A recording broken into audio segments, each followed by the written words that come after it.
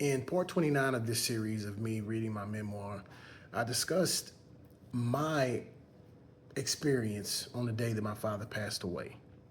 And this gives me an opportunity to share and maybe even help you realize that people can be in the same situation and have a different experience.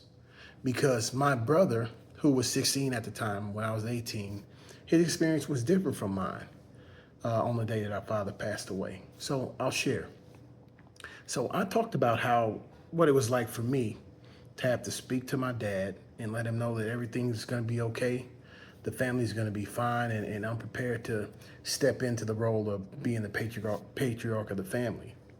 Now, my younger brother,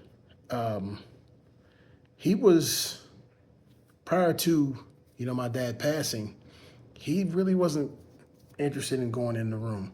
His words at that time was he was scared to go inside. Now, my brother is 20 some odd years later.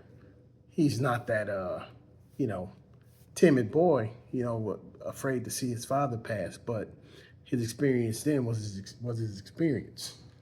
So he told me, this is something that I didn't realize until I was discussing this book with him and discussing my experience.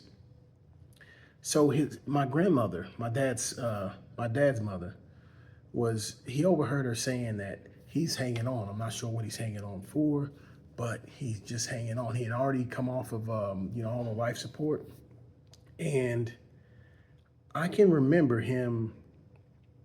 He was just his body was just a steady like spasm, and I remember it scared me, but also it allowed me to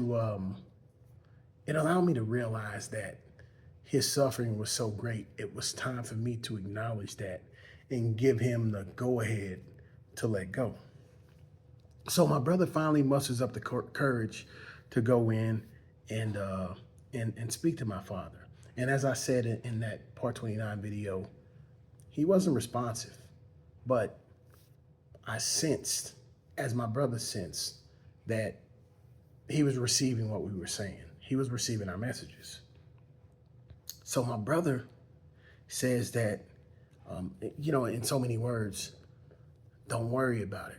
Everything's going to be fine. And he tells my father that he's going to follow my lead and it's okay to let go. I did not know this. I'm 44 years old. I didn't know this until I was 44. Then my brother told my father this. And after that, my brother leaves he leaves the room in which my dad is laying, basically on his deathbed, unfortunately. And he and I walk down to the cafeteria.